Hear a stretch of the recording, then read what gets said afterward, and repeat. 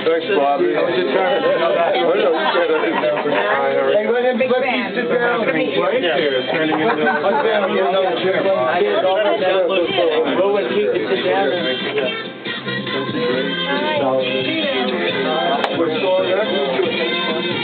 Oh, yeah. 18 seconds of fun? 18. But 18 here? What's going on? I don't know.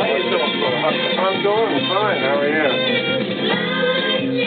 Hey, good to see you, Luke Christie, Teddy Smith right here, WPAT. Mr. Bob O'Brien, well, it's a pleasure that you're here. It wouldn't be the same without you, of course, and welcome to a studio that's live, and it's full of interesting, wonderful people, as you can see. The lights I can't believe of your albums here. First of all, I couldn't find the damn place anyhow. It's just like wandering around down here. It's almost like near ground zero where you can see, right? It's on the basement or what? Well, they gave me, everyone kept giving me a different, well, I said, no, that's South William. No, William, and, it's like, I went around in circles, but anyhow. So you filled in for Bobby Rydell over the summer at Westbury, is that right? Well, I probably about the last 10 shows I filled in for Bobby, and it's been an ongoing thing for me for 20-some years, because if Frankie leaves or Fade leaves or, then but Bobby's been out for a while, and so we sort of take it show by show. Of course, you're going to be appearing at Westbury again soon, is that right? Next weekend. Tell us about that experience, or everyone should be there. That's all they should know. But the experience is definitely an experience. I've been touring for many years. I was there last month, and this I'm doing the show. I think the Shirelles are on the show. Shirley Austin, and the Tokens. And the Lion slept tonight, and Jay Siegel. He slept tonight. I hope he doesn't. Hey, it's in Rockland County where I grew up in Suffern. I think it's from Spring Valley, New York, as a matter of fact. I grew up in Suffern.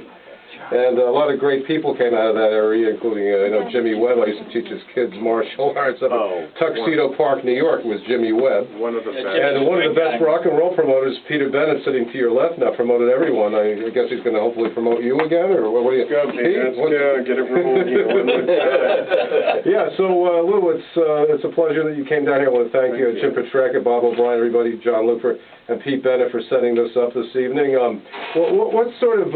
advice or would you like to give aspiring rock and roll singers out there?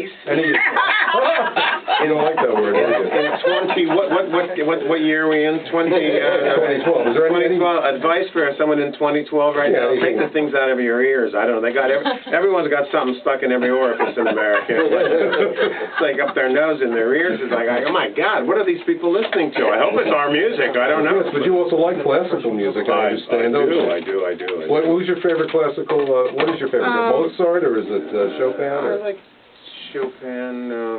Let's see. Minky, yeah. Does that mean it's warm, or someone banging on the wall? Put some air conditioning in. Oh, is it warm? I didn't know what happened on my jacket. But it was our summer, wasn't it? It was very bizarre. I don't know. If I hear it and feel it, I like it. Whether it's Puccini or something, but you like that Italian music, don't you? Yeah, I think so. Don't most people? Enough people in my life, it's in my blood, so it comes very natural, You have a great website there. You even have 45s that Bob O'Brien plays every night on the Your Request show. 45s on your website. We're going to play some 45s in a couple, just like Cousin Brucey does on the Sirius Radio, XM radio channels. I know you met Bruce Morrow and Pete Bennett.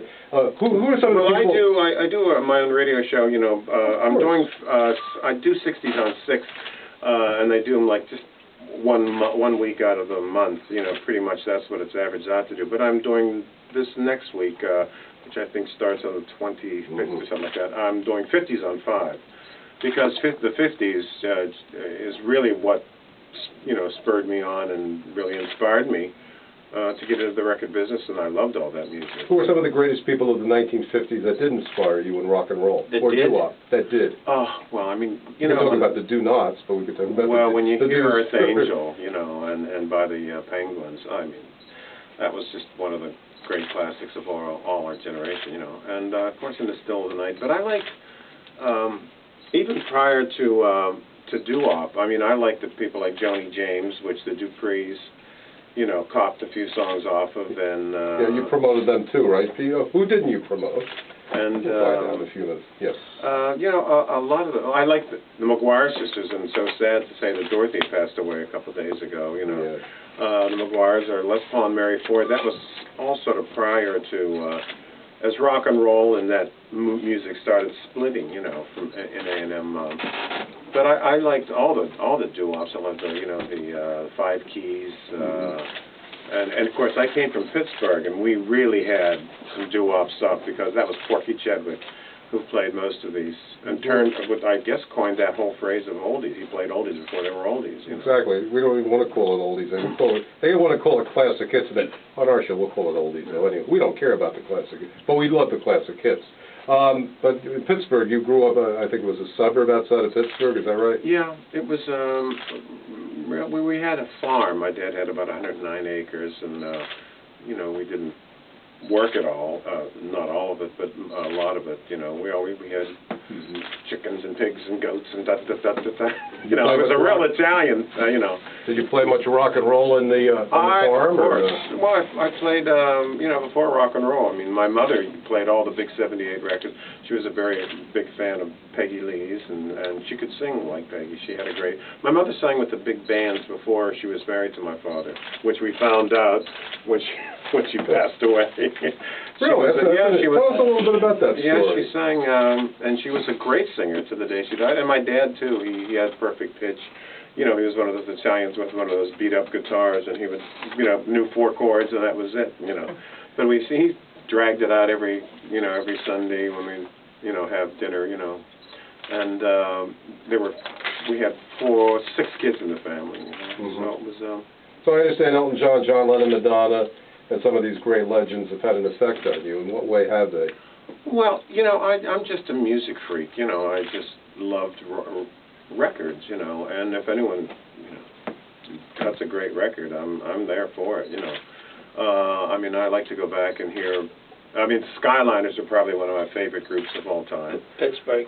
Pittsburgh, of course. You know, Jimmy, Janet, Jackie, Joe, and Wally. You know, and they were just the best. You know, and that's one group that really said, you know, and inspired me to get off the farm. I said, man, they made it from Pittsburgh, and I've got to figure out how to do this. Hey, Spence, how would you like to come over here and have a new book, and you could put his this gentleman or whatever, Lou Christie. Just come over the book. So I just want to say hello to Spence, and he has a great book, by the way, out there. And just tell us a little bit about that, if you could, okay? Well, our book is called... A little closer. Our book is called 545s, The History of the 45 Record Sleeve, forwarded by Lenny Kaye. And I would have loved to have Lou's sleeve in it, but we didn't have that sleeve, you know, but he's a classic. I mean, I met Lou at a Dennis Ferrante benefit, and he's a great person and a great singer. You know what I mean? He deserves all the best. He's a legend.